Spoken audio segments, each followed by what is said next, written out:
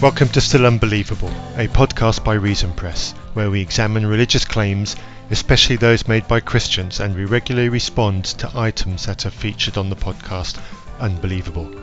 We embrace dialogue, but as skeptical former believers, we will also criticise unfounded claims and unsupported beliefs.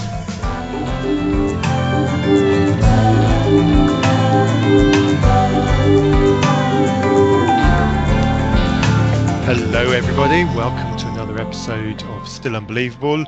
This is going to be episode 3 of our Alpha Examination series.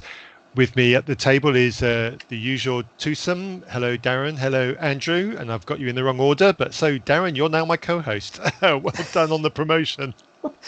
It was a hard road to plow, but I finally was able to take out Andrew, and I think you'll be happy with me as your co-host.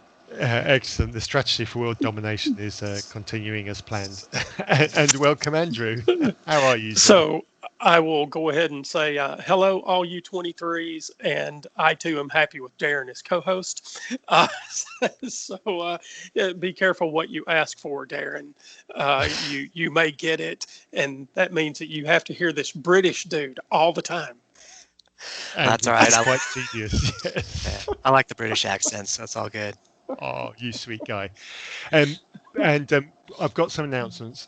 But before we get on to the announcements, just want to say thanks for Tony for helping us out with the last episode we did. He can't make this recording, so get well soon, Tony. Sorry you can't be with us, but hopefully you'll be listening to this, and hopefully we'll get some feedback from you on the other Alpha weeks that you've been attending. Other things that I want to flag up, those of you who may or may not be aware, Andrew and I have a good friend David Johnson over on the Skeptics and Seekers podcast, and the Skeptics and Seekers podcast over the last week or so has done an extravaganza on morality, and multiple episodes. I haven't even managed to listen to all myself. I think it's probably about 10 hours worth, last count, of episodes worth of discussion, Christians and atheists on the subject of morality. We touch all sorts of topics, and it's a variety of discussion styles going on there. I hosted a couple of them, so you'll have me over there as a guest moderator over on Skeptics and Seekers. I had to moderate Darren quite severely a number of times. He says tongue-in-cheek, but Darren was guesting over there on a couple of those discussions as well. Andrew, did you manage to participate in any of those conversations? I did. I was, yeah, well, so you only went on the ones I couldn't go on, wasn't it? That's right. You tried to avoid me. That's why you got demoted.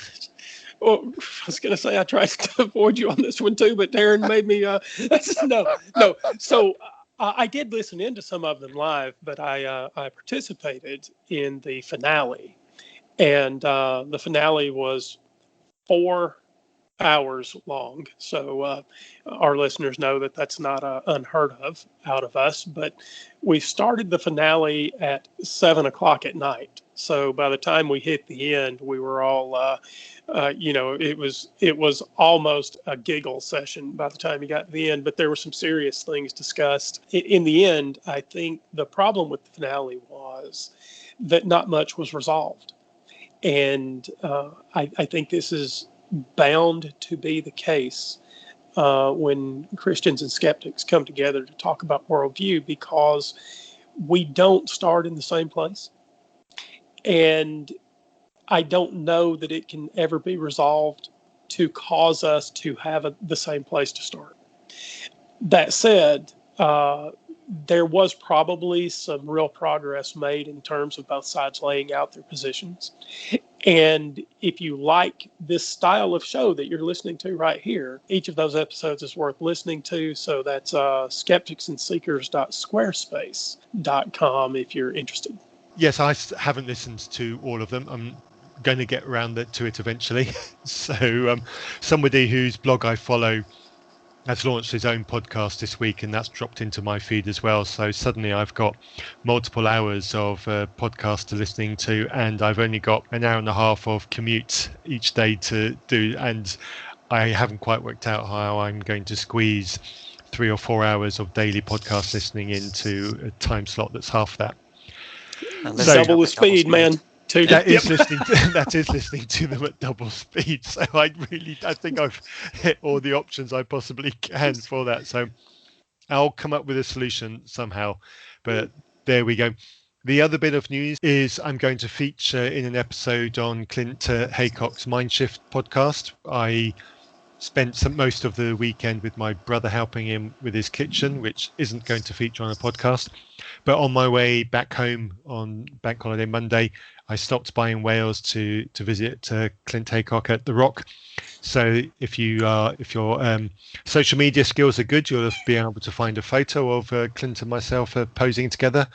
We look very different. I'm cute looking and clean shaven, and Clint is tattooed, full bearded, and much more of the biker dude kind of look. So we look very, very different. It makes an interesting photograph. So anyway, we had a fabulous chat. We recorded for about an hour and a quarter or something like that. So look out for that on Clint's feed the next couple of days or in the next week or whatever. I'm also in conversation with somebody who does a YouTube channel interviewing atheists. So if you really haven't seen enough of my face, you might even have a chance to look at my face moving and words coming out. So that's still undergoing. I've got an email that I need to reply on that, but I'm hoping that that's going to come through in about the next week or so. So there's that to do. I think that clears up. And what is Clint's podcast again? It's called the Mindshift podcast. Mindshift. And what's the YouTube that you're going to be on? I can't remember off the top of my head, but I will properly announce it when it does happen. I'll tell you what. I'll see if I can get it while we're talking away and pick it up for at the end of the show. But I can't remember exactly what it is off the top of my head.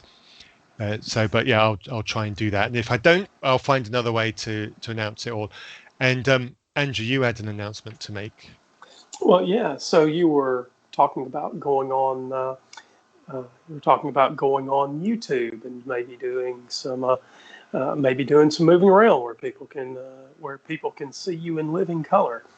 And as it turns out, that segues right into the fact that Reason Press is working on its own streaming infrastructure. We're quite far along, and in the not distant future, maybe in the next 3 or 4 weeks, dear listeners, you will be able to watch us live.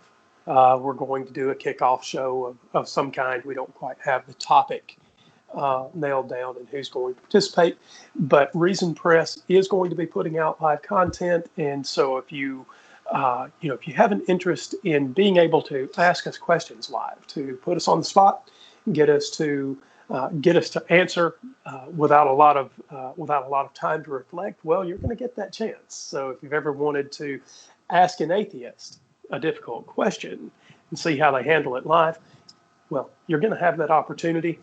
And more details on live streaming, what shows are going to live stream, what the time slots are, where to watch, all of that kind of thing is coming up. But we will be broadcasting to multiple streaming sources simultaneously. So the first show will likely be our website, www.reasonpress.net, and also YouTube Live and Facebook Live. So when you go to find us for one of the live streams, will be easy to hit. And if you want to go ahead and go to Facebook and friend us, we are Reason Press over on Facebook.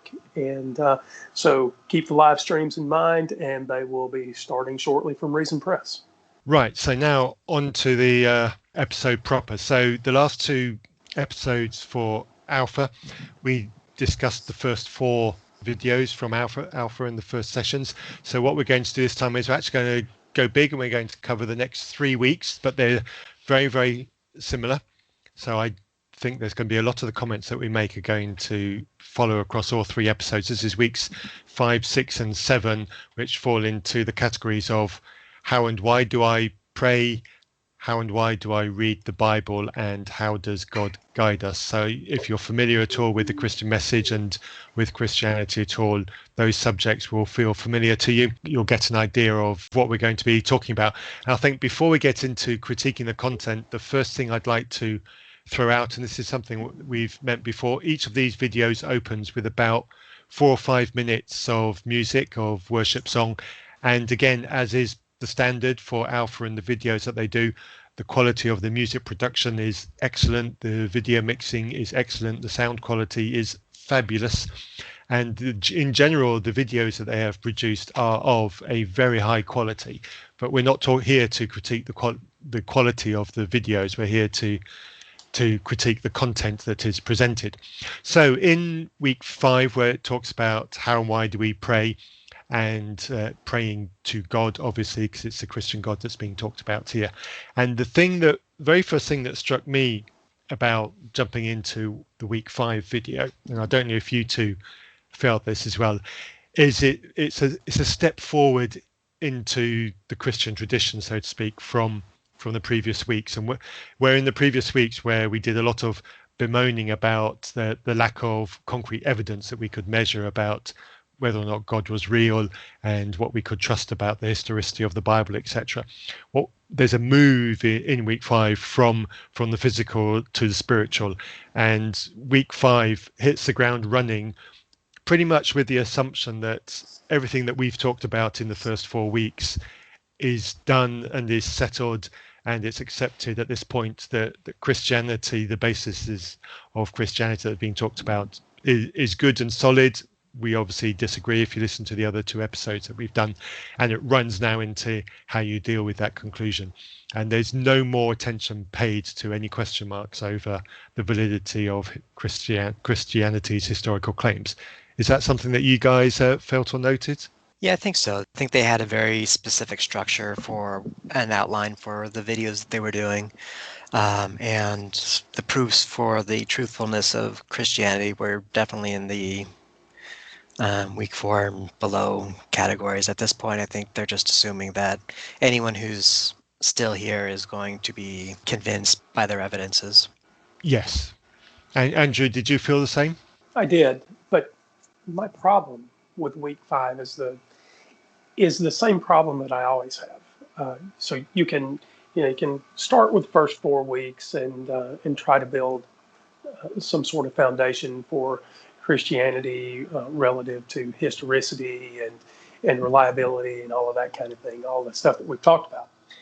And the problem that I have with week 5 is that even if you can build a historical context for a Jesus, and that you should, in some sense, have faith in that biblical character because there's some historical element to it, that Jesus wasn't a myth and all of that sort of thing.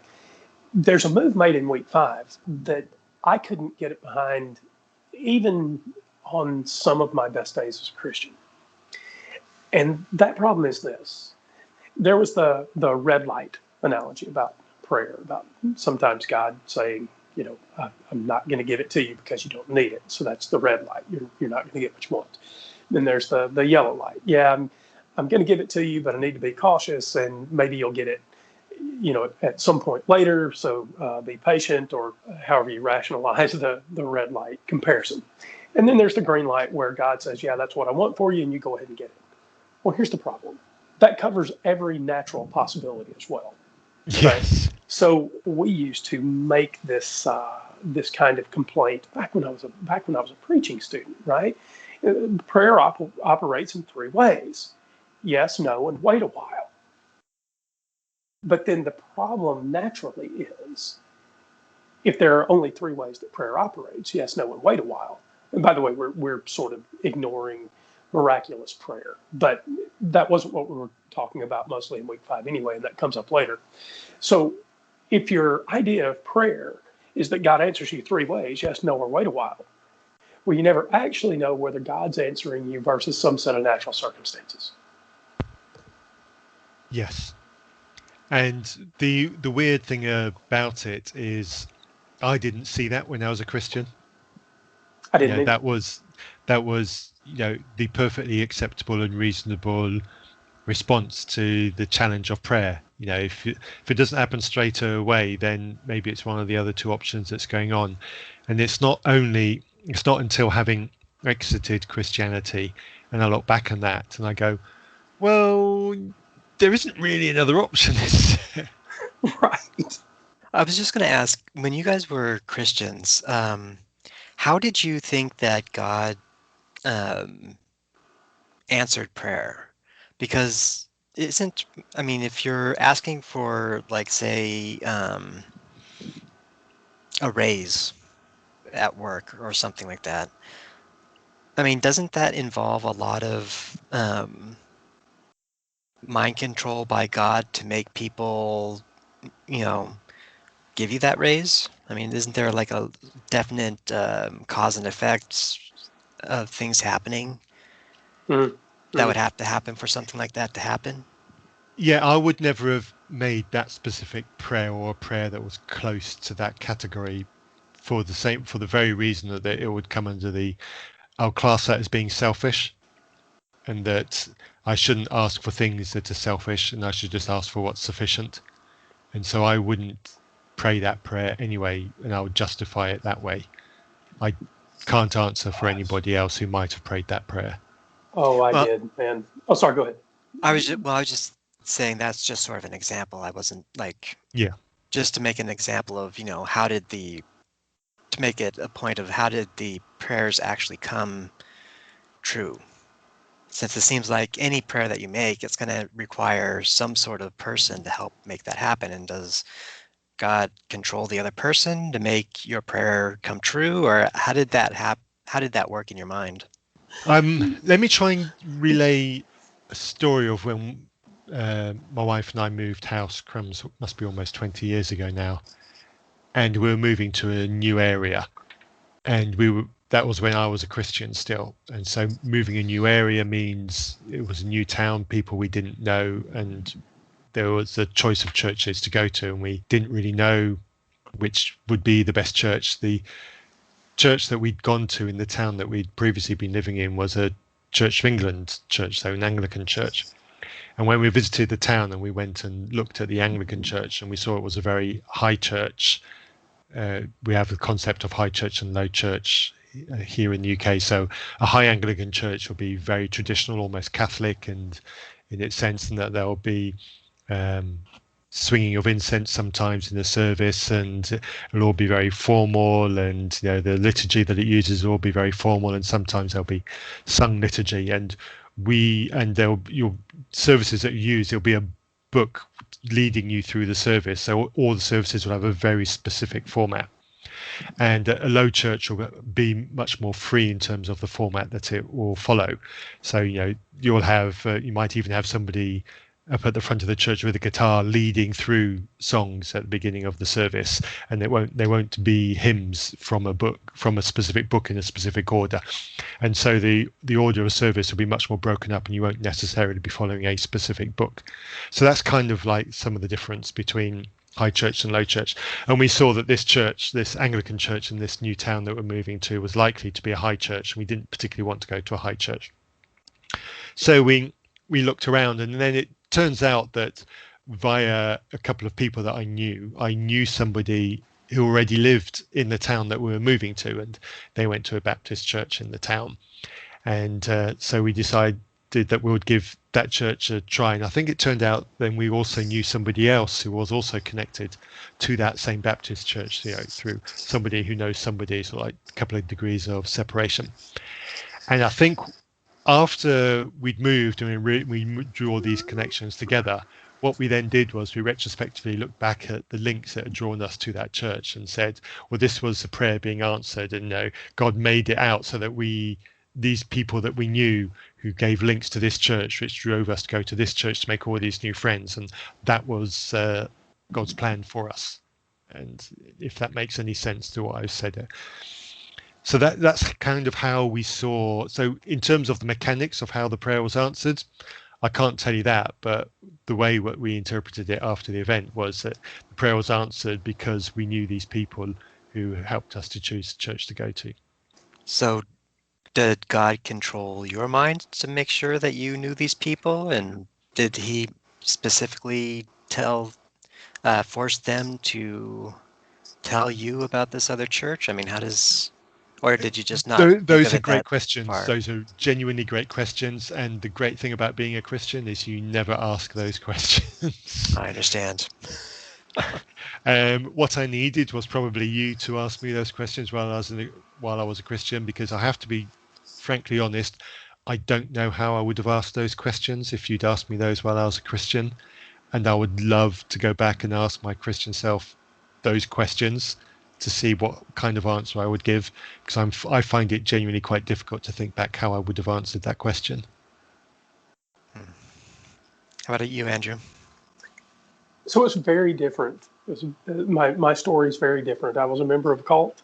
They will never say they were a cult, but that's the nature of cults, right? Is you don't know what you're in, and we might talk about that during some other podcasts like we have in the past. What does it mean to be in a cult? What does that look like? But in one sense, I was in the perfect place to be a Christian.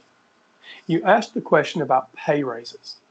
And in my case, that's a particularly important one because I was a computer guy in the infancy of computing, right? And so over the course of 14 years, I was just adding it up in my head over where the curve was its steepest. I've been in the computer industry for something like 30 years now, but over the course of a 14-year period, my salary went up 1,300% in 14 years. And so every time, there's a reason for that, right? We can track the explosion of computing starting in the early 90s and moving up, well, even to today, right? But the growth rate hasn't been the same.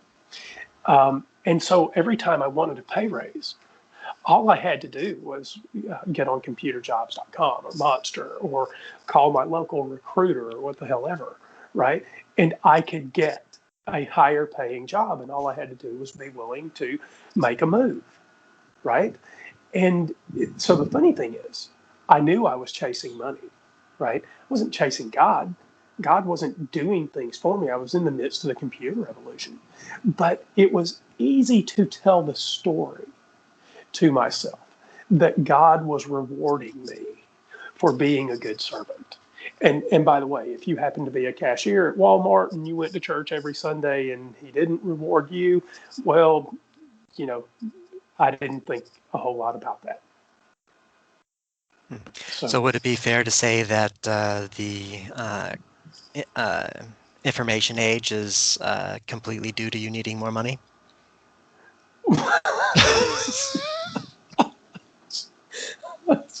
You're asking me to speak like a previously discussed friend over on a discussion board, a Christian who might make us.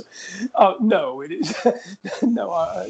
But I will say this: I do, or at least I did at that time, really attach some of the success that the organizations I worked for, some of the success that they experienced, I took more credit for than was due me, right? And it was because, and here's the dangerous thing about Christianity. Matthew, I don't know if you have this experience or not, but the way cult members think is we never realize that it's not God speaking to us. It's us speaking for our idea of God, right? And so in the history of Christendom, how many Christians have you met who say things like, well, you know what? My God really disagrees with me. I do this thing, but God doesn't like it. No, that's not how we. So you said, did God speak to us or words like that? Well, sort of. If you don't realize that the reason your God always agrees with your ethical decisions, if you think church members can't sell alcohol, it's not because God told you. It's because that's your ethical conviction that you sort of reflect into the pages of the Old Testament and the New Testament. And it goes on. If you don't think your daughters should go to high school dances, well, it's because that's what you think God doesn't think that, because you reflect your biases into the pages of the New Testament.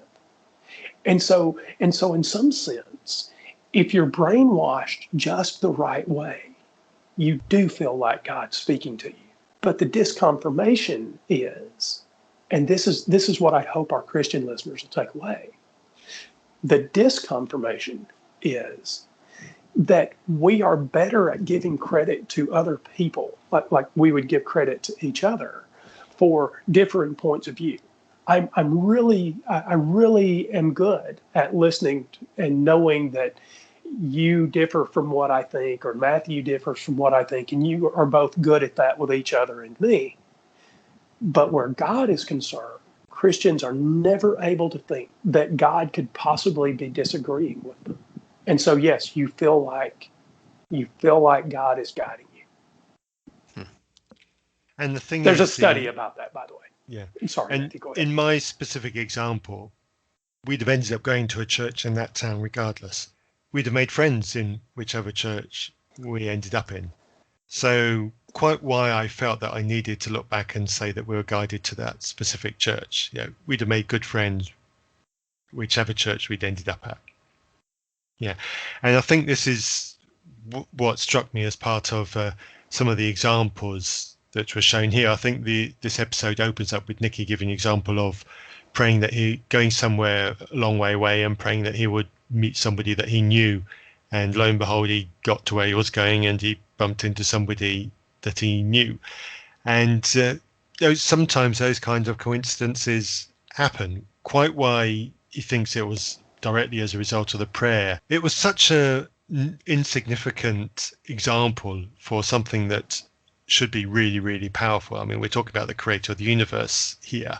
Why is he that bothered about meeting a friend that far away? What's so significant about a minor event like that? And as Darren pointed out, where's the mechanics involved? Whose free will was overruled there? Who had to make this ridiculous journey halfway across the world just to make this meeting happen? Well, in that particular case, he claimed he was an atheist at the time, and he was praying to God. I'm not entirely sure how that works, but he had all his stuff stolen.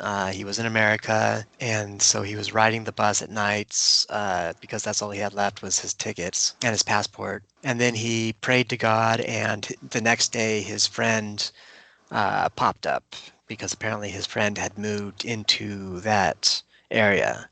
So in order for God to have made that prayer actually work, he would have had to force the friend to move from England to the States, and then to have a specific life where it put him in a position to meet Nicky when Nicky made that prayer. So I think that's... and it's the classic situation of why put Nicky through all that trouble in the first place. If the purpose of this was to get Nicky to believe in him, surely there's a more effective way of doing it than that. It's almost like cruel, playful manipulation to make Nicky go through all of that. There are less traumatic ways. If you're that great of a being, there are less traumatic ways of getting one of your minions to acknowledge that you exist. Isn't there a counting the hits and ignoring the misses issue here too? Because you kind of want to say, or at least I do, what was so important about Nicky that God managed to make this perfect plan where Nicky eventually comes to some sort of recognition of faith, right? Why is Nicky so important that he gets this, what seems like very special treatment, and everyone else doesn't? So why does that seem like counting the hits and ignoring the misses? Well, there are fewer Christians than there are anybody else, and it seems to me that an all-powerful God that really wants everyone to come to a recognition of his power and supremacy and faith in him, and whatever else you want to put on the sandwich, right? Um, Surely a God ought to be able to work out equally compatible circumstances for us all. And so when you look around and you see this isn't actually how it goes for everyone else, you should be asking the question, what makes Nikki so special? And am I just looking at this thing wrong? I think what he would say to that is that what makes him special is that he's actually following the role that God gave for him. Sure.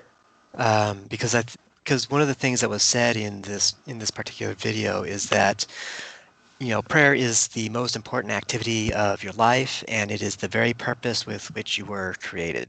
I think he believes that people were made specifically to worship him. And I think that's why he views prayer as effective, because then you're fulfilling your purpose by worshiping God and following whatever path that he set out for you. Yeah, so I think that's exactly right. I think that is what Nikki would say. You can think then that the reason that we don't have more of Nikki's story is because other people were actually granted similar circumstances where God created a compatible universe where they would get the right message, and they should have gone off and joined their local church, and we'd all be singing Kumbaya together. So you can tell that story that way. What it has to necessarily lead to is that the vast majority of people are dishonest. They got the God message, and they refused to take it. Yeah, he covers that more in week 7, I think. But yeah, we're going to get there, aren't we? Yeah, but I think I agree. It's I'm not entirely sure the Christian message is entirely coherent when you actually start looking at the real world, like for what it actually is happening. Matthew, what do you think? Yeah, I agree. Yeah, I agree. And I'm thinking about this prayer thing in this example with Nikki. When I was deconstructing, I certainly in the early weeks, months, years even of that, I spent a lot of time earnestly praying for a sign, because I was that by that point I was concerned that I could see the road that I was on, and that meant there was going to be some form of goodbye to faith. And so I prayed earnestly many times for some kind of sign that would keep me faithful, that would halt my journey down this road. And I got nothing. And I tried more and I prayed more. And if I thought I saw something that might or might not be, I said, is that it, God? Can I have some kind of confirmation? I really need to be sure, because this is really important. And nothing came up. That I was surrounded by people, and yep, I didn't go and talk to anybody because I didn't know who I could talk to, and there was partially a little bit of fear about talking to anybody. But if one of those people had come to me and said, God's given me a message, I think you're struggling with your faith, Matthew, can we have a talk? That would have done magic. But he couldn't even arrange that. So sorry. carry on. I was just going to echo back into that, because so we all go through those crisis of faith moments, right? The Christians that walk away. I had a talk with my preacher at the time when I was going through a crisis of faith. I think I've mentioned this in the past, actually. I was reading Bart Ehrman, and I'd gone through some really significant trouble with my stepchildren, and so family problems are or can be some of the worst, right? But I'm also reading Ehrman at the time, and so I went to talk to my preacher about these problems, and about problems that I was finding in the New Testament, and in Bart Ehrman, and misquoting Jesus, etc. And what he said to me was, well, I don't think about that textual criticism stuff too much. I don't take it too seriously. Now, he had pretty good advice for the things that were going on inside the family, but that's because he'd already raised 2 adult children. And, there are good ways to handle family problems that aren't necessarily just Christian advice. But the real crisis of faith around the New Testament was, and here's the message, don't think about that textual criticism stuff too much. It doesn't really matter. And that was a real death knell in my walk out. Just don't think about it. Yeah.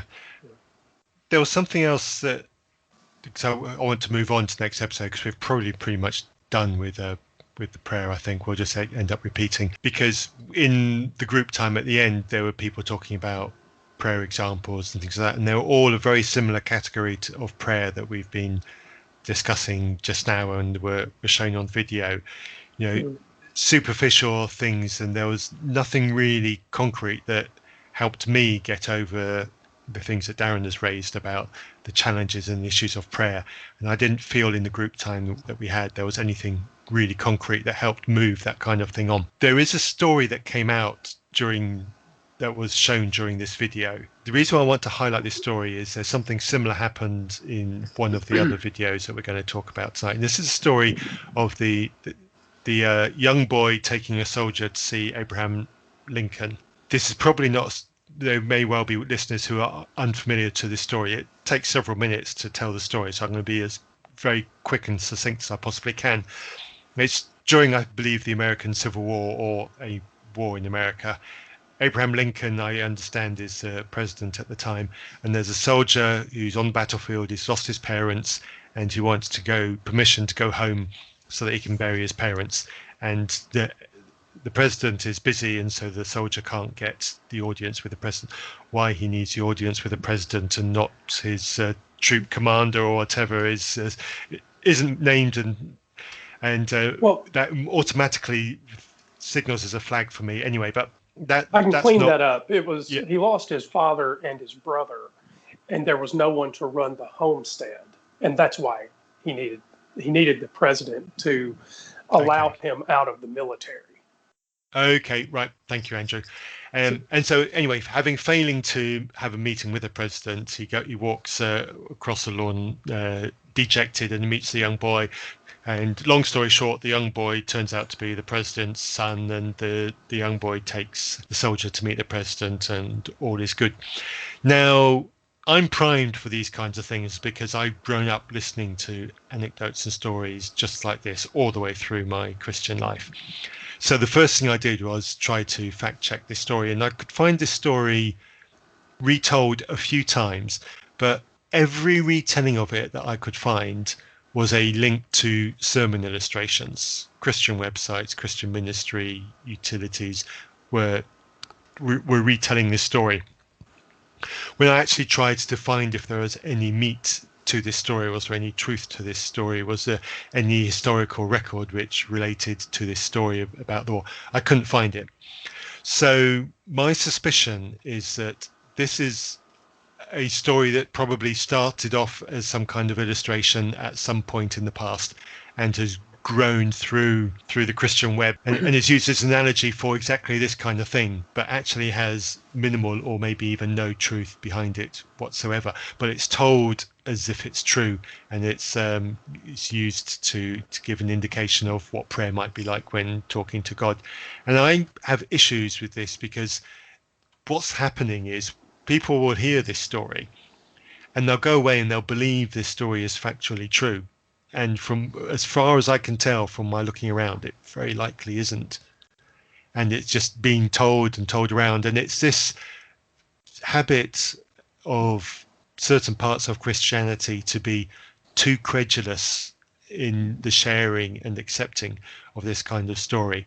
And I think when you hear this kind of story in a sermon illustration, believe it on face value to be true, don't fact check it, don't do anything, and walk out the door. You're also more likely to believe other things that people tell you which are complete fiction. And I think this is the challenge. My issue isn't this story specifically, but the attitude that surrounds it on the free telling of fictions as though they're true, out and about and spreading them, and this whole constant priming of fictional narratives and accepting them on no validity whatsoever as absolute truth. I had wondered.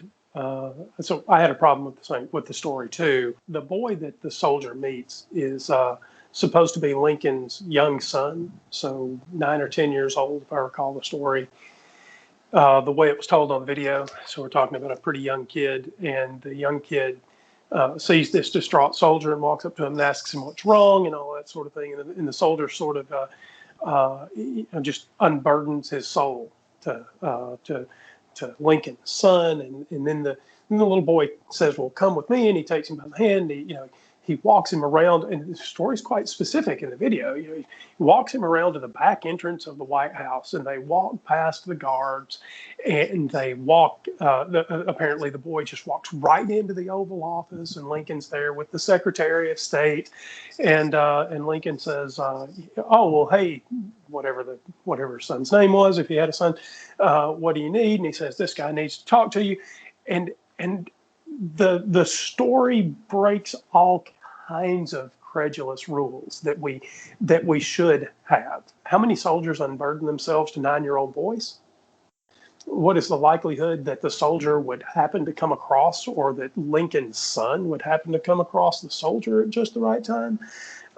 Would there really be no guard even? So they talk about going through the back entrance and still passing guards, getting to the Oval Office. So no one along the way sees this boy with this soldier and thinks maybe I ought to ask about that. The whole story is just too much of that just so to be true. Now, can you have fun with a story that's told like that in some sort of parabolic fashion? Maybe. But as you say, Matthew, taking that kind of thing seriously, dropping the rules of where we would normally be incredulous, I think, does make it more likely that we'll accept things like, I don't know, somebody being raised from the dead and a few days later flying into heaven. I share your incredulity. Yeah, and that was exactly my problem with the whole telling of that story. Okay, Darren, shoot us down, man. It's your turn. You're co-hosting. Where are you?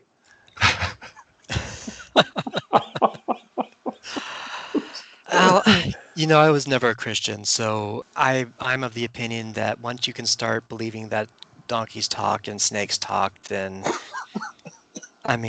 a story about a boy and a soldier is not that far-fetched, really. So you think the game is up?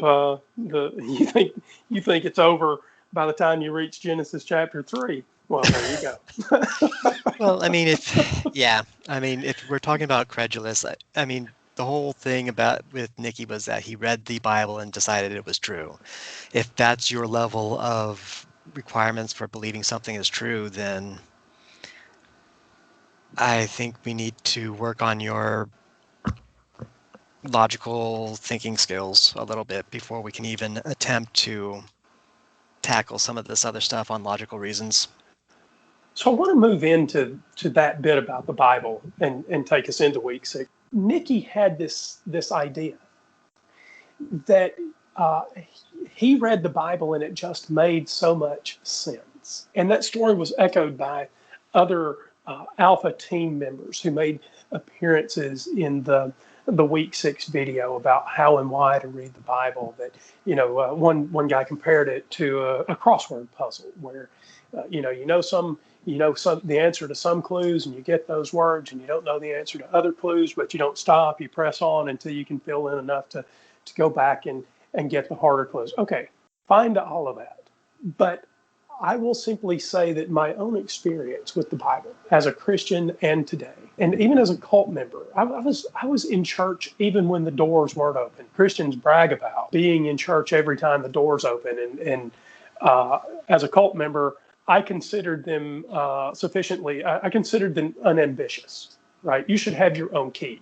You should be the person holding the place up. So I was one of that guy. But here's the problem. We have dictionaries, lexicons, maps, We have endless books written about the Bible, and concordances and commentaries, and the list goes on and on and on and on. And had I had access to the best resources one can imagine, and I still considered it largely impenetrable. Now, it's not that I can't tell the stories about the stories. I can. We can talk about why the genealogies have to be right, even though the earth looks old. God's word only allows for about 6,000 years because of the genealogies. We can tell those stories, but pick a Bible up, leave your concordances aside, leave your lexicons aside, leave your commentaries aside, and just try to read the Bible in its current configuration and ask with the normal rules of reason. When I read this, does it make sense? I know Nikki said yes. It was not that way for me on my best days. Matthew, I No, don't know me what neither. your experience. I always had. I mean, obviously there are some parts of the Bible which are a little bit easier than others, but I always struggled with many parts of the Bible and working out, and a lot of the stuff in the letters of Paul and the instructions to people. You know, what do you unpack, and you know, all the stuff about women wearing head coverings, is that something we should still apply now, or was that something that was just cultural for the time? And if it was just cultural for the time, then what instructions in the Bible are cultural for now, when the Bible wasn't written now, it was written at that time, and you know, all the cultural references are all for the time that it was written, and all those kinds of things. I struggled with those, and the whole end time stuff and Revelation really did my head in. And you can have, and there's such beautiful language around these kinds of theological ideas. The thing that you were just talking about is the thing required permanently or just for the time. There are these beautiful hermeneutic phrases like temporary but obligatory, or permanent and obligatory, right? And you can go through, you can go and get a PhD from Christian universities in hermeneutic. It's all of this sort of deepity about how to rightly read the Bible. But it's a failed mission. It's a failed mission. There are thousands of Christian denominations. And while maybe some of the smaller ones don't have a brain trust, think of the top 12 denominations in Christianity. Why are there 12 of them? Why are there thousands of denominations?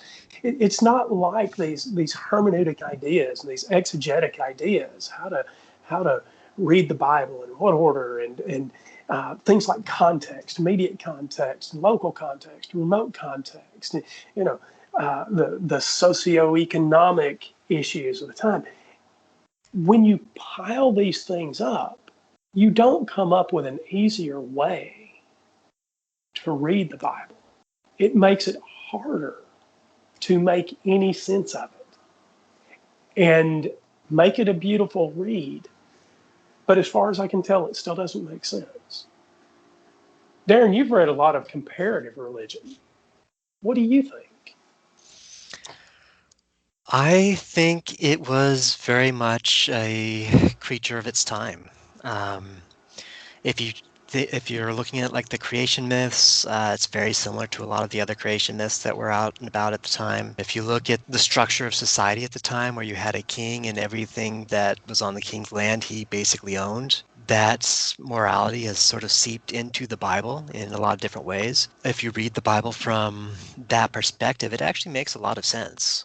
It doesn't make a lot of sense when we read it today, just because we don't have the same culture, and a lot of the things it's saying just don't make a lot of sense to us. This idea of God owning us as property is just sort of repugnant to us today, these days. But if you were living in Palestine at the time, that's pretty much how everyone thought. The king was the owner of pretty much everything and everyone on the on his property. So that's just sort of how it was. And so God was sort of established as this ultimate king that everyone, including the kings, had to bow down to. Yeah, and I guess in some sense we all wish for a stronger righter of wrongs, right? So it's easy to feel marginalized in a big social structure, especially when it's very hierarchical, like having a king and princes and all of that sort of thing. So it's easy to if you're not in the upper echelon, it's easy to get lost in that, to feel like you don't have value, or at least that's my guess. And so you'd want to tell stories, wouldn't you, about a stronger righter of wrongs, somebody that's going to come around and balance the cosmic scales of justice. I do Yeah. think the Bible reads a lot that way. There was something else that was talked about the Bible being not not being used like a sat nav, but being used as a guide, and that's the sort of thing that I'm very very familiar with. I've heard that kind of language in many sermons growing up, and when I look back, if there really is a God who really does care about the way that we behave and has, for whatever reason, has created us in such a way that we're not capable of behaving the way that he wants us to behave. So he has to give us a set of instructions for us to follow so that we know how to behave. Why is it in so obscurely written into a narrative that just reads like ancient mythical writings? Why can't it be like a sat nav? If this, then that, good, that, wrong. If this, then do that, then that, and then the other.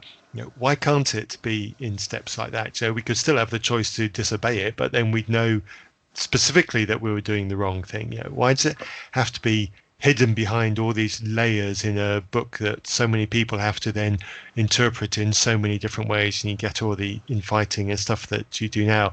It really doesn't feel, when you stand back and look at it in those eyes, it doesn't feel like the object that's been written by a loving, caring, greater being that is actually interested in a relationship with me and in guiding me how I behave. Isn't that sort of what Leviticus is for?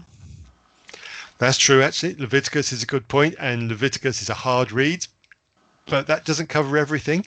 It doesn't cover future stuff, and it covers a lot of stuff that's really not relevant now.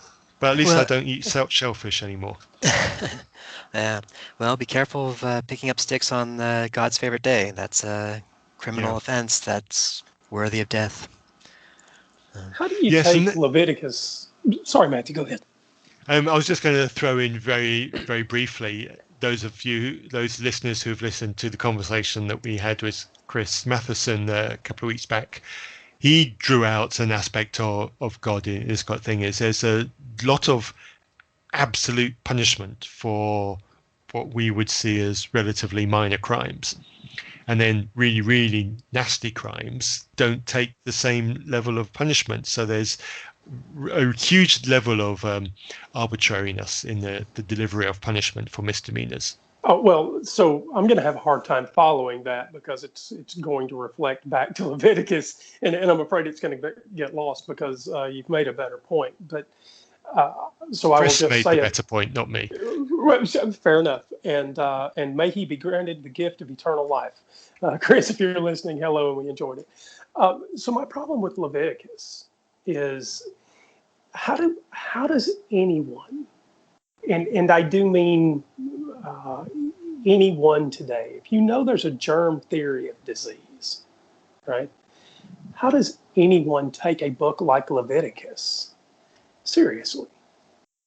Because it is steeped in the idea that the ailments of the human body are because of sins against God and not because of the germ theory of disease.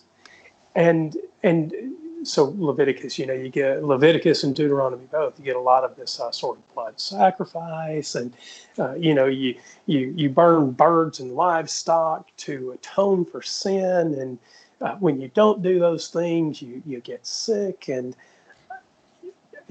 I really, this is a part of the human psyche in Christianity that I don't understand today, and I will just say I didn't. I thought the Old Testament even more mysterious than the New Testament in this way as a Christian. And my particular cult, we didn't have a lot to say about the Old Testament because it's a hard set of books to take seriously. And I think Christians today know that, right? You want to interpret the entire world through Jesus, but throw away the Old Testament. In fact, Darren, I think you just had a conversation about this in print pretty recently about the Old Testament law, and you can't have Jesus without reflection into the Old Testament and the prophecies that were supposedly fulfilled. Was that you, or am I thinking of someone else? It may have been me. I know I touched on it briefly. It was just basically an idea that Christians and Jews take the Old Testament prophecies completely differently. So the set of prophecies that the Jewish people say heralds the Messiah is different than the prophecies that the Christians say heralds the Messiah. Mm. And neither one of them recognize the other as being valid prophecies. Right. And just to help the listeners, what we're all talking about here in a roundabout way is week 6. The discussion is how and why to read the Bible. And what you're hearing from 3 skeptics is we really don't know. I think we could all answer how to read the Bible. But the why question, I have no idea. I honestly don't care about the book, and I don't care about the book for good and substantial reasons. Those reasons are that the claims of the book don't match with the world that I experience. Yeah, and what makes it even worse is that the reasons Nikki gave for reading the Bible aren't very valid. I mean, he gave basically 3 ideas of why we would want to believe the Bible is inspired by God, and that is because it claims to be, it seems to be, and it proves to be. And under claims to be, he says, Paul says the scripture is inspired by God. Under it seems to be, he said, when you read it, it has the ring of truth. And then when for it proves to be, Nikki thinks that God is speaking to him through the Bible. So it's one of those things that we have a lot of really, really good reasons to chuck the book and never look back. And then when Nikki gives his reasons for believing that the book is inspired by God, he gives less than useful answers for that. And very circular. It claims to be, and then it proves to be, right? This is an incredibly circular argument on Nikki's part. I don't know if it's circular necessarily. On the proves to be, he thinks this because God's speaking to him through the Bible. Mm-hmm. But I don't think he thinks that because it claims to be. For example, at the end of the show, he gave an example of when his father died. So the example was that he was reading, his father had died, and then forget how many days later, it was like somewhere around a week or 2 later, he was reading the Bible, and he read the verse that said, if you call on me, you will be saved. And so he thought God was telling him that his father had called on him and was saved through that verse. And then his wife walked in and gave him the same verse. And then his study group a few weeks later had the same verse again. And then a little while later, he was stepping off the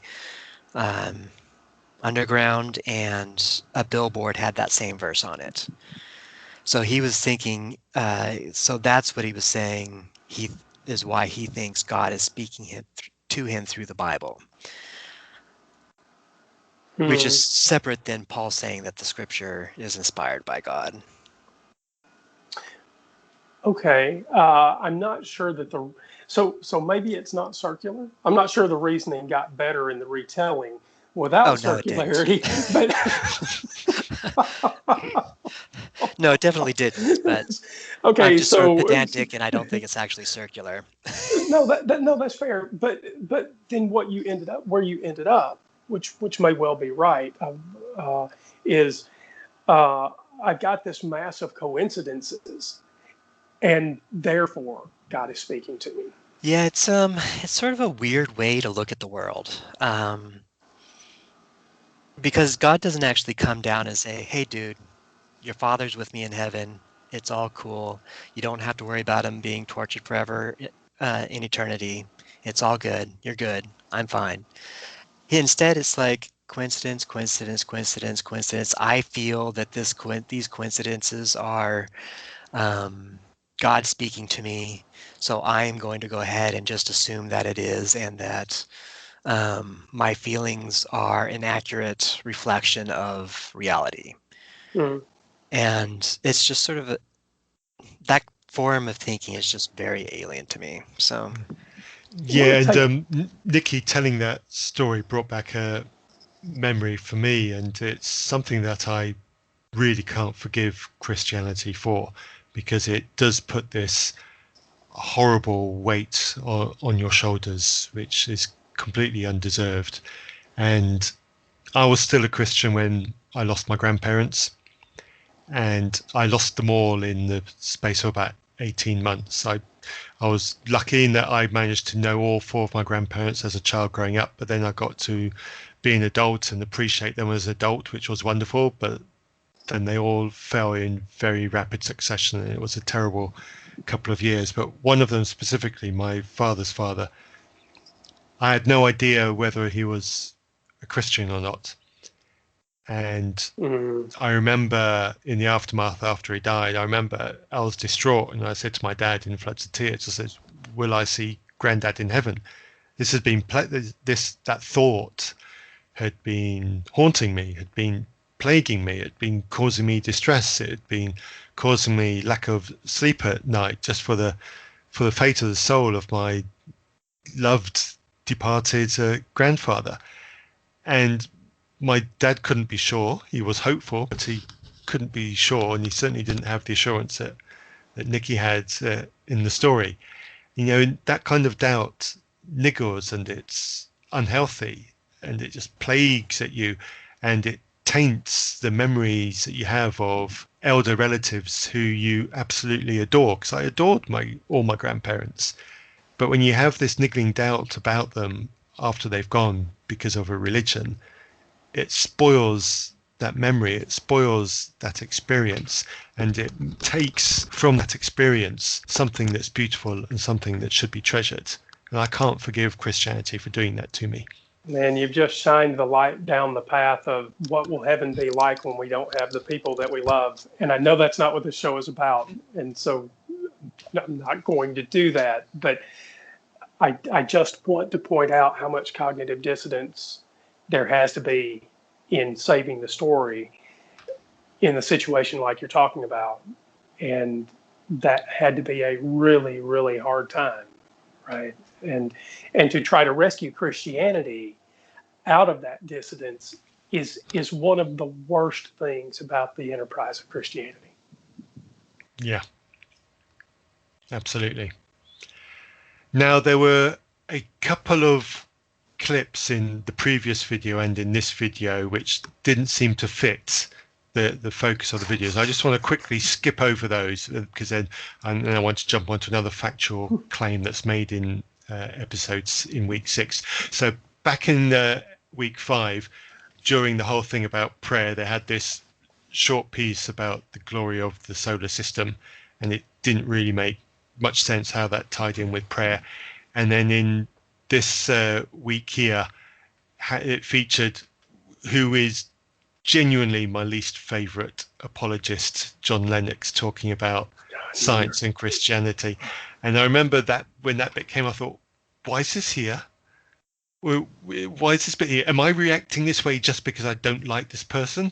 Or does this really not belong in this bit? So there was that bit, but I'm going to jump quickly over that before one of you two jump on that. There was a claim made, I think it was by Gemma, the female presenter, on this thing about sales of the Bible, and she said something like, the Bible is barred or doesn't feature on the bestseller book list because it will be number one every week of the year because that's how many books that it sells. And again, this is that loose relationship with what is actually true that sometimes seeps out of what Christians say. And the beauty of making a claim like that is it's quite easy to fact check book sales. You know, why? I know there was me genuinely complimenting Alpha in the quality of the production of their videos.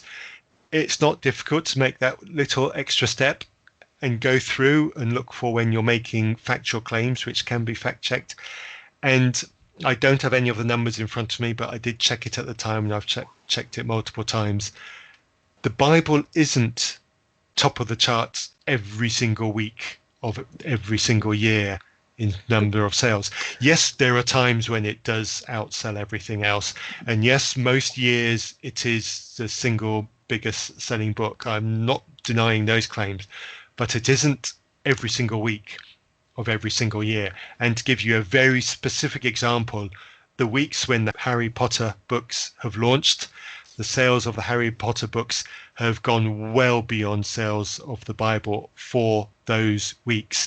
And in fact, I'm pretty sure that if you went and checked, there are a couple of years where a Harry Potter book was published, where for the entire year, Harry Potter books have outsold the Bible. So these are claims that are really, really easy to fact check. Christians, be better at things like this, because when you make this kind of little mistake here, people doubt you on the other things that you say that are more important. Yeah, I would say it's not the little things like that that really make me doubt them. What really makes me doubt these things are when they start saying things like the pioneers of science were religious.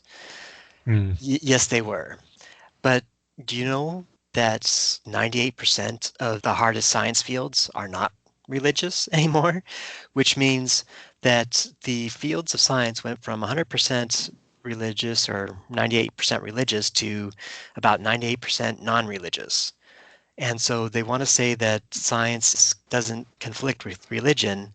And that one of the proofs of that is that they want to say that the pioneers of science were all religious, but then they conveniently seem to forget or ignore the fact that the vast majority of scientists aren't religious now. And they're not religious because of the endeavor of science, which is in conflict with religions.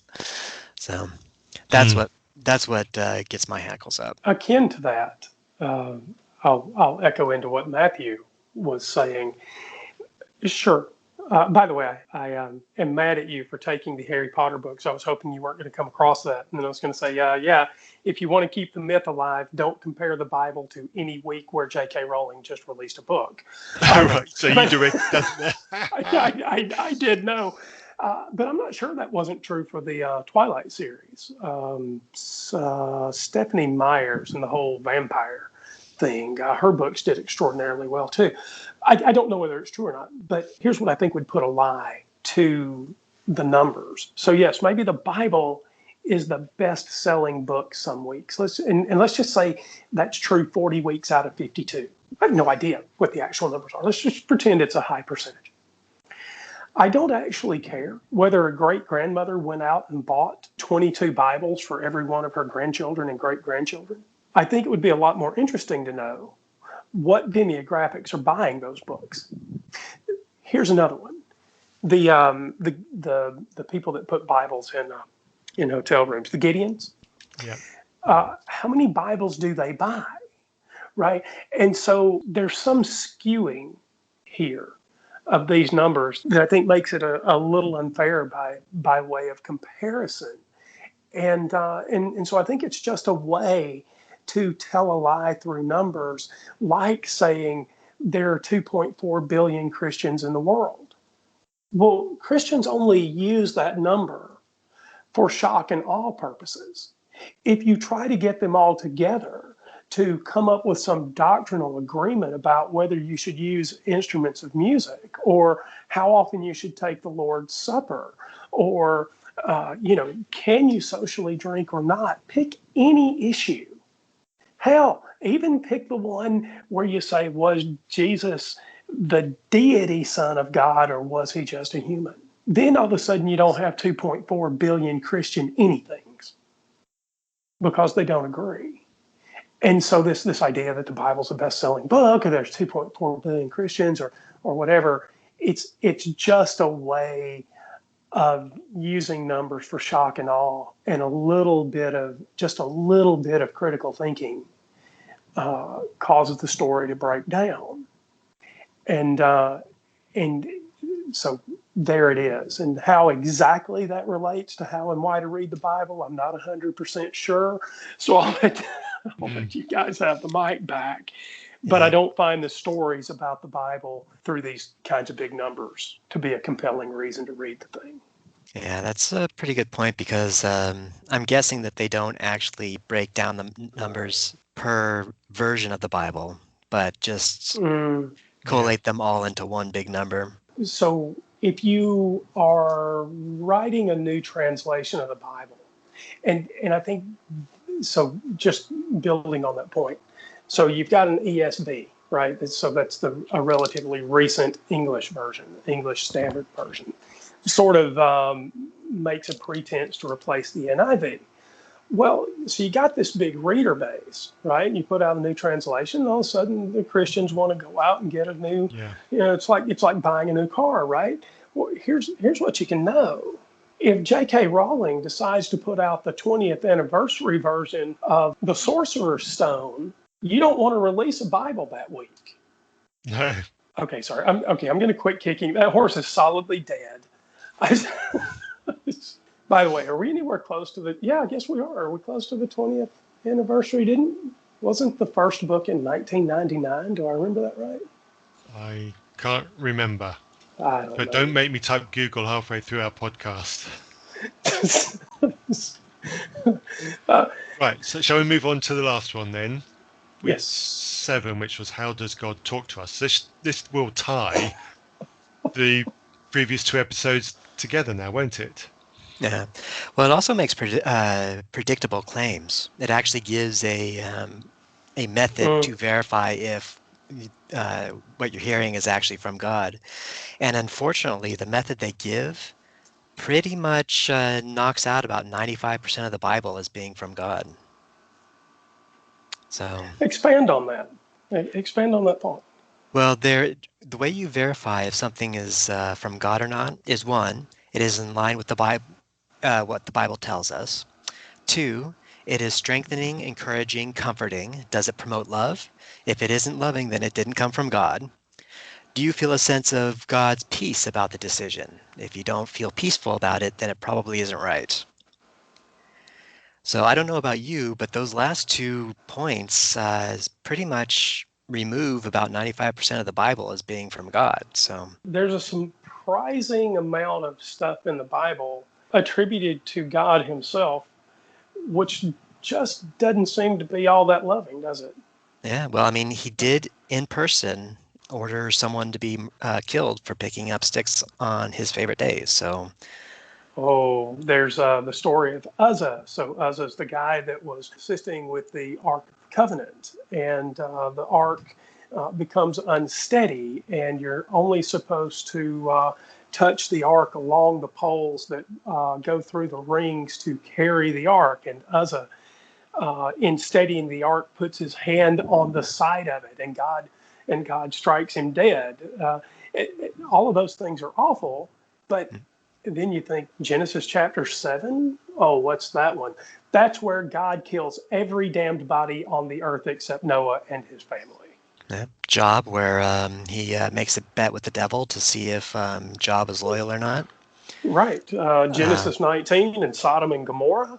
Yeah. Tower of Babel, where he intentionally confuses languages because he doesn't want people to be able to work together. Yeah. Here's a great one. You've got Moses out on the battlefield fighting with one of the ites, the Amorites, the Hittites, the Jebusites. I don't know which particular group he's fighting at the time, but God has told Moses that he has to hold his arms up in the air through the battle. And whenever Moses starts to lower his arms, the children of Israel start to lose. And so eventually Moses' brother Aaron comes along and some other helper, and they help hold Moses' arms up. Because of his arms fall, God starts killing Israelites. Yeah.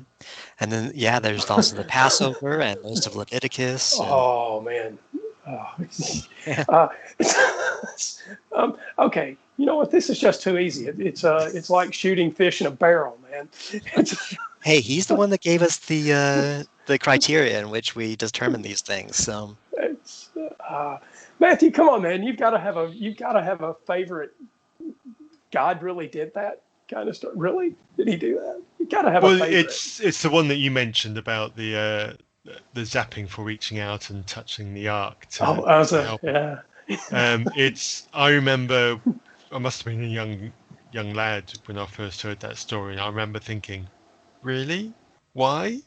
Why was Right. that? And I think the answer was along the lines of, because it's a holy object, not supposed to touch the holy object. I'm thinking, but it was about to fall. Did he really need to be zapped like that? And I remember as my memory of my first hearing of that was, yeah, I don't like this bit. Yeah. And maybe that was the first clue that I was going to go full heathen, but I was still a young child then. I still had all my yet years to live before that event. The cult that I was in, we told the story, not only that I was, oh God, we were loathsome. Oh, we were so loathsome. We told when children asked about this in Sunday school, because you can't tell the story of Uzzah without some children intuitively recognizing the things that we recognize, that is a horrible, wretched, awful, despicable story, and it should never be told to anyone. But it gets told in Sunday school, at least in the Church of Christ. And the children are told not only that God struck Uzzah dead, but that Uzzah went to hell. Wow. Yeah, see, I don't remember asking the question was what happened afterwards. Why did I never ask that question? You weren't sufficiently emotionally abused. I'm not kidding. That Clearly. sounded tongue in cheek. I'm not kidding. I'm not being tongue in cheek. I'm not remotely kidding. You were not sufficiently abused about your eternal destiny to ask the question. Okay. I didn't realize it was a competition, but I'm quite happy not to win that one. I didn't mean to turn it into. Look, that was me feeling a certain amount of vitriol. Yeah. Toward. Look, I'll let it go. Darren, what do you have any other favorite stories? Really, this is the loving God you worship? Maybe the eternal torture chamber? oh yeah, hell, slavery, the way women are treated. I mean, the whole idea of God having to murder his son in a blood sacrifice in order to forgive people. Take your pick. I mean, when I say 95% of the Bible, I actually mean 95% of the Bible. Yeah. You just kind of wonder, do the non-women in heaven who were women on earth want to start a hashtag Me Too movement against God, right? Because God is not friendly to women. Just ask Chris Matheson. He made a point of bringing to the front that God doesn't like women, and it's incredibly rare that he even knows their names. Yeah. Well, I mean, he would rather have a mob rape a woman than have the angels stop the mob from doing it. So. Oh, Genesis 18, man. Ooh, nice. Well called out. Yeah, it's I have, it's so bizarre for me because I was never brought up in a Christian household or anything like that. And it is so bizarre when people say that God is loving or God wants what's best for us or any of the things that Nikki's been saying in this Alpha course or that you hear on any of the apologetics websites or anything like that, because the Bible just doesn't read like a book that supports any of that. I mean, you really, really have to cherry pick the passages and completely divorce it from the rest of the Bible in order to even get there. And I mean, I understand that 70% of the population hasn't actually read the Bible, just heard what the Bible says from their pastors. But the people that actually have read the Bible and still make these claims, I have absolutely no clue how they get there. I don't either. No, I don't. And I think what bothers me a little bit about my alpha experience up to this week, although obviously I completed alpha quite some weeks ago, but it's true for the whole of alpha, but we're only covering up to week 7 in this conversation, is I'm on board with what you've said about the Bible. There is a lot of stuff that just can't come from a loving God in the Bible. I just don't get it. But the people that I interacted with on the alpha course that I was on, Nikki as well, and some of the other Christians that Andrew and I have had on Still Unbelievable, they're all compassionate, caring people. I mean, when Nikki was telling the story of his friend who died on the squash court, you could see it and hear it in the way that he spoke about the incident. This was somebody he cared about, and the loss of that person he cared about still hurts him. And so these are genuinely compassionate people. And I really struggle to mate these compassionate people who I accept as compassionate people who want the best for others and would do things to help others, even if it costs them, with the capriciousness that I see in the Bible and some of the things that we've talking about, and how they make that connection across the content that they read and the actions that they take. And the more and more I explore this, and this has really come to the fore with me with alpha, is this disconnect, and I don't get it. And even trying to think of myself as a Christian, I can't. I need to spend some more time thinking it through, because I just can't work it out live. Even I can't see the connection. I don't either. Thinking about the title of this week, how does God speak to us, or a title, anything like that. One of the things that occurs to me is that the three of us are not just skeptics. We're atheists, and all fall close to a 7 on the Dawkins scale, right? So we're all at a minimum not convinced that there is a God. And I don't know if either one of you would say, yeah, I'm just a 7, there's not a God. But here's my point. When you question how God speaks to someone, surely the people that ought to be hearing God most clearly are the sinners. Here's why. The Jesus of the New Testament said, I didn't come to save the righteous. I came to save the sinner. And then you have the God of the New Testament saying, I'm not willing for anyone to perish, but for all to come to everlasting life. So it very much seems to me that while the Christians say it is your broken view of the world, it is your sin that keeps you from seeing the world the way it is, if there were a God who spoke and could be heard in this world, it seems to me that the very people that would hear him the most were the atheists. Now, you can rationalize that I'm wrong in all kinds of ways, and I'm just going to call BS on it. Either you've got a God that loves us all, and he wants us all to know that he's there, and he genuinely cares and doesn't want to lock us in the basement and have us burn forever. Either that's your God, or your God is the one who really doesn't give a damn, and he's fine if the vast majority of us end up locked in the basement and burned forever. And right now, the only God I see is the latter and not the former. Yeah, and unfortunately, the former isn't actually possible because a God that actually cared wouldn't have created the basement to put us on fire in the first place. Bravo. Matthew, what do you think? Am I just the typical atheist? And am I wrong? You're typical, but that doesn't necessarily mean you're wrong, and there's nothing Touche. particularly necessarily wrong with being typical, you know. So, It's the first time he's going to even admit I'm close to normal, folks. We're going to have to. He said it about an Apple user. Yeah, there was a silent A in front of typical. Well played. So this third video talked about featured a gentleman, the chap Paul Cowley, who had quite a staggering story about losing his mother early, life in gangs, drink, drugs, prison, finding Alpha, turning his life around. Now he's a vicar and he's got an MBE for his work with offenders.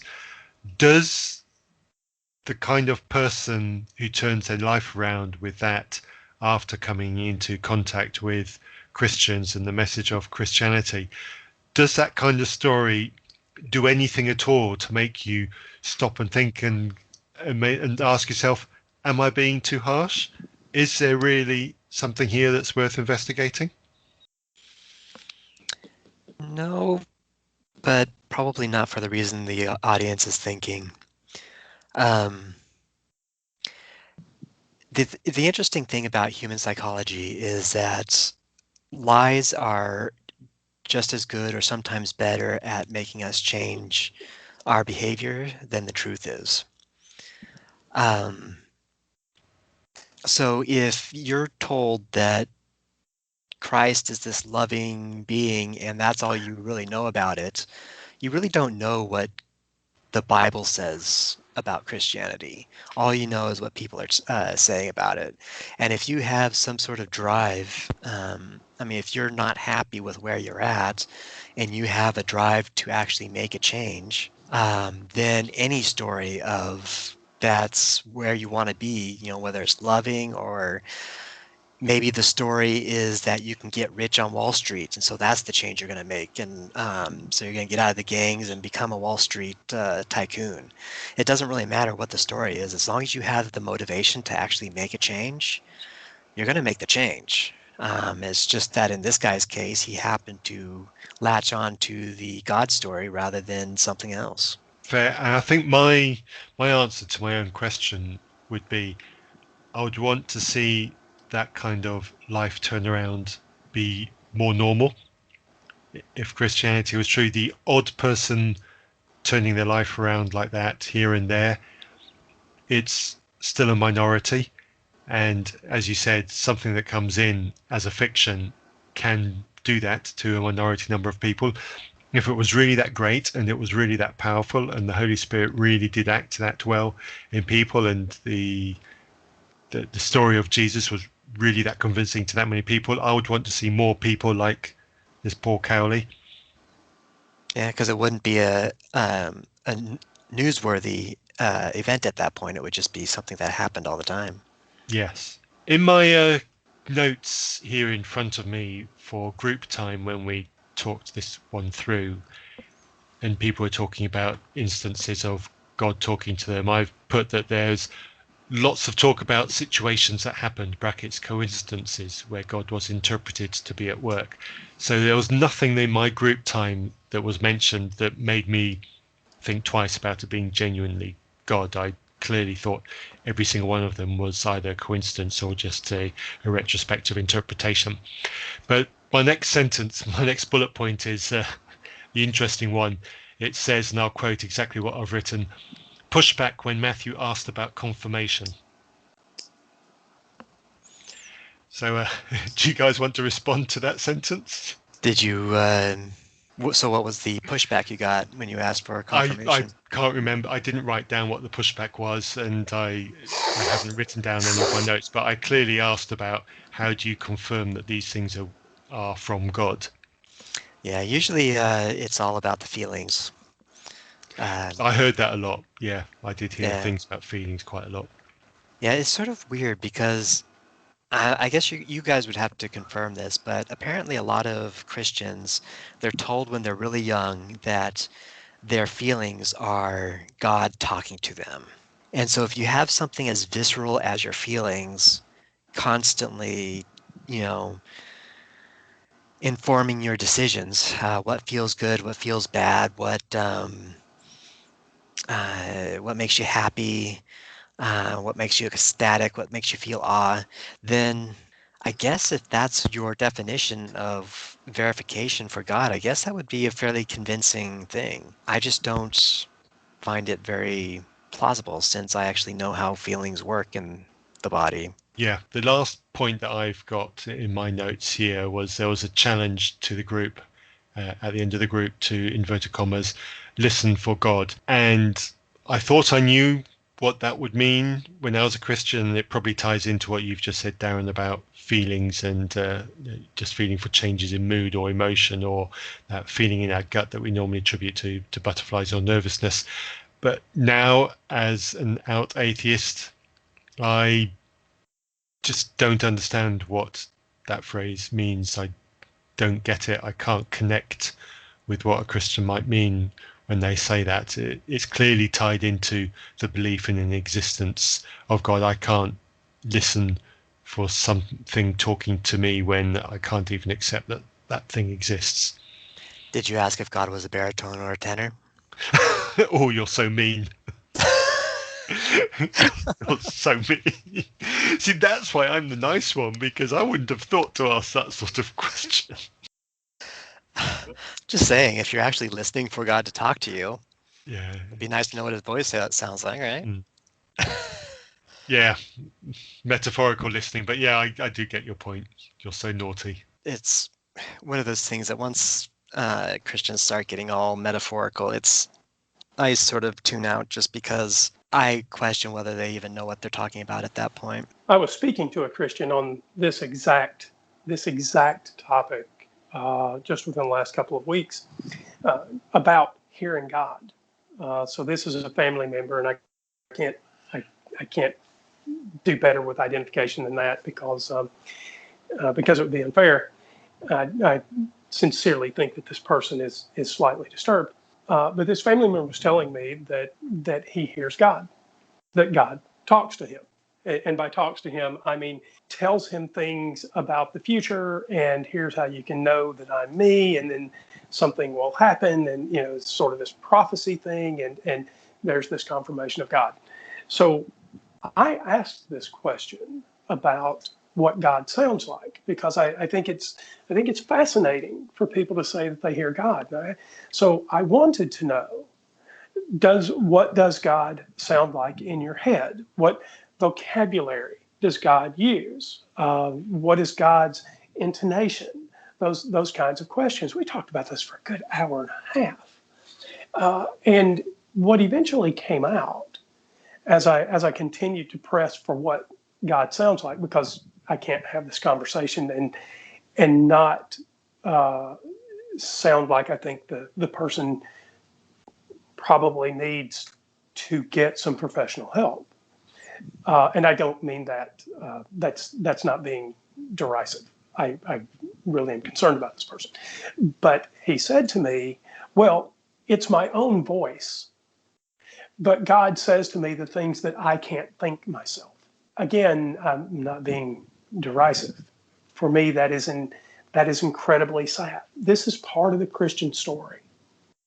To convince a person that they're so broken, that there are kinds of things, there are big thoughts and big ideas that can't come from inside them. And it is heartbreaking to realize that one of the keys to Christianity, to this idea that God should speak to you, is that you're broken and that you need someone outside to speak big things into your head because you can't do it on your own.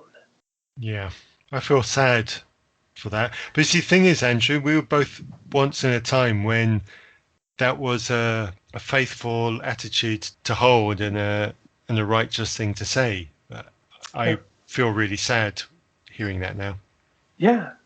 And so this person, by the way, I care deeply about this person. He's an important part of the family. much more integral to the family, in fact, than I am.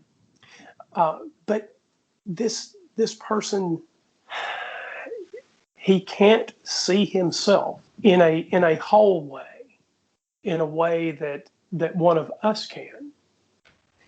And I'll make this call now. If you're one of these people, and Christianity has so broken you that you can't be a whole person without thinking that God is speaking into your head, press stop on this podcast and go find someone, a professional, to talk to. You will be glad you did. Because if you're listening, you're not a broken person. You may have problems, but problems don't equal broken. No. It just means you're a person with a problem. Yeah, and make sure that you don't get a Christian psychologist. They'll just exacerbate the problem, not fix it. Yes, in fact, if you can't find a secular therapist, you can send an email to reasonpress@gmail.com and I will find one for you. Yeah, there's also Leave the me your website. zip code. Yeah, there's also the website for secular. That's at recoveringfromreligion.org.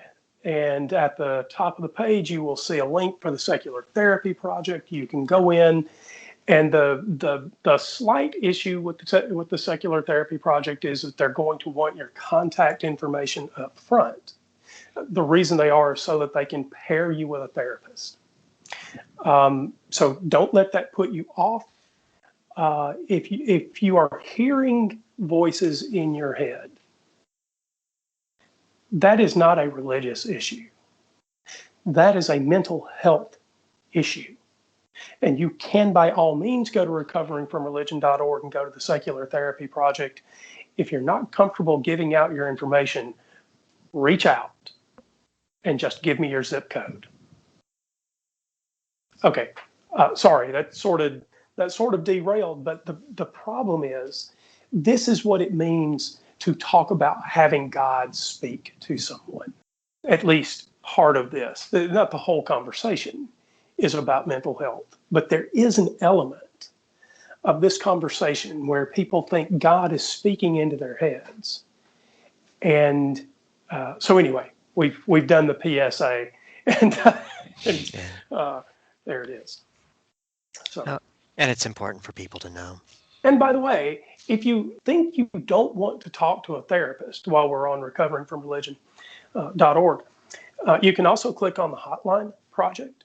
The Hotline Project is there 24 hours a day now, if I'm not mistaken. We used to not be there 24 hours a day because we didn't have enough people to staff all of the time, and so we staffed the most likely hours, which were nights and weekends. But I think you can get in touch with somebody 24 hours a day now. So if you are feeling anxious, if you've got religious questions, if you just need someone to talk to, and you don't want it to be your preacher, go to recoveringfromreligion.org, click on the Hotline Project. There'll be an 800 number at the top of the page. Give us a call. There will be an agent to talk to you. By the way, everything said on Still Unbelievable is said with my own name and should not be considered as me representing Recovering from Religion. So there you go.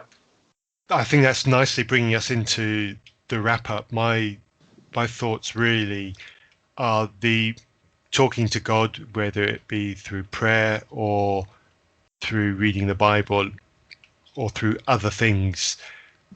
I didn't find anything in any of these 3 weeks of Alpha convincing for me. There was way too much on personal experience and personal interpretation and what felt like was right.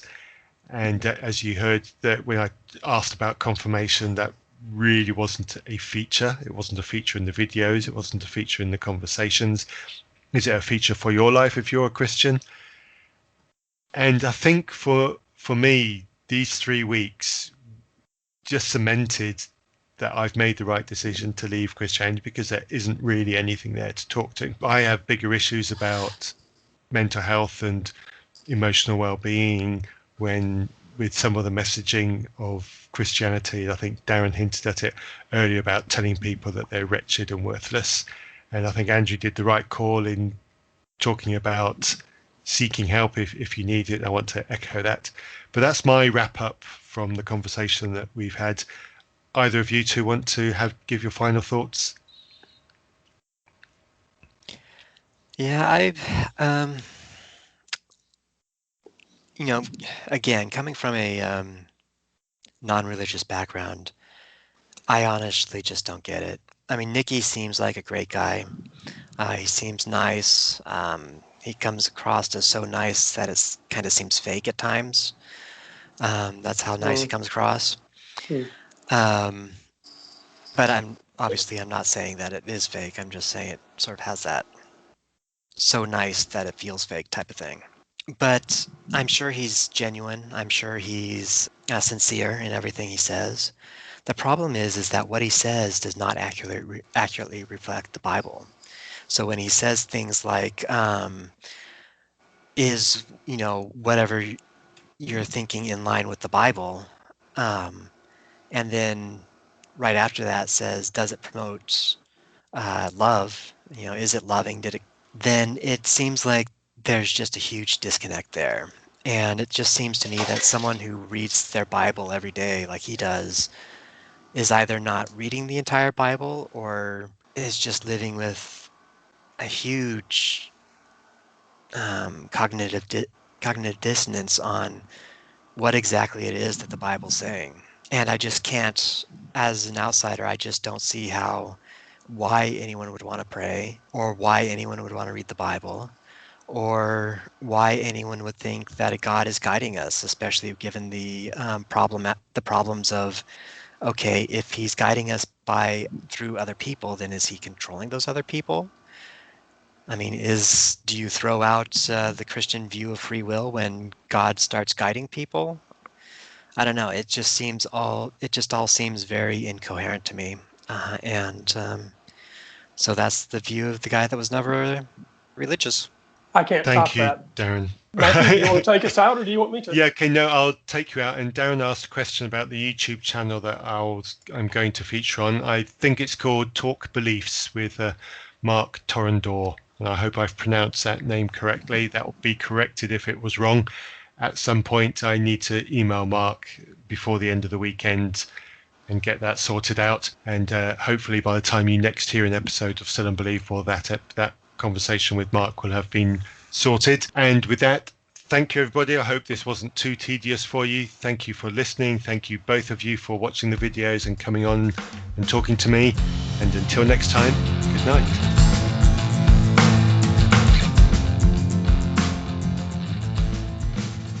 You have been listening to a podcast by Reason Press. To get in touch, email reasonpress@gmail.com or see our website, reasonpress.net, where you'll also find our book, Still Unbelievable. We welcome more feedback, and you might even end up on an episode. Our theme music was written for us by Holly.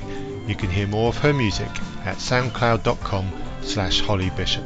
You can support us by buying some of Holly's music and telling her we sent you.